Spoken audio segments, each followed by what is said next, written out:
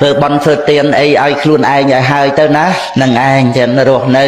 យើងចិញ្ចឹមជីវិតបងប្អូនកូនចៅធ្វើអីធ្វើទៅក៏ប៉ុន្តែមួយថ្ងៃកុំភ្លេចធ្វើបន់ឲ្យខ្លួនឯងព្រោះមានតែបន់ទេដែលចិត្តបានសន្សំក្នុងជីវ័នអ្វីទៀតវាគ្រាន់តែជា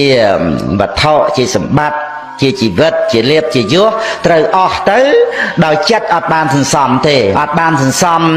ឲ្យជាប្រយោជន៍ឲ្យជាទីពឹងនោះណាវាជារឿងបាបរឿងអកុសលអីអានឹងវាអនុស័យអាសវៈអីហ្នឹងបាបកម្មទាំងចាស់ទាំងថ្មីអីអានឹងចូលក្នុងជីវ័នសន្សំមកទាំងអស់ហ្នឹងតែវាអត់មែនជាទីពឹងអានឹងគឺ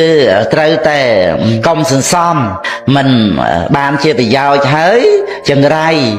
នាំមកនៅទោសពេយសពគ្រប់ជាឧបសគ្គក្នុងដំណើរជីវិតយើងសន្សំ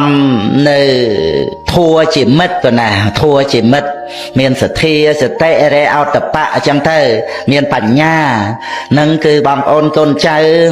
ត្រូវតែសិក្សាកន្លែងហ្នឹងណានឹងឯងចឹងមិនមែនបង្ខិតបង្ខំត្រូវតែជឿទេតែនេះជាកម្រិតនៃបញ្ញាដែលមនុស្សយើងអាចអប់រំបានមិនមែនយើងគ្រាន់តែចិញ្ចឹមជីវិតមានទ្រព្យសម្បត្តិមាសប្រាក់លុយកាក់លៀបយសឋានៈបុណ្យស័ក្តិទេបញ្ញាមនុស្សយើងគឺចម្រើនជាងនឹងទៀត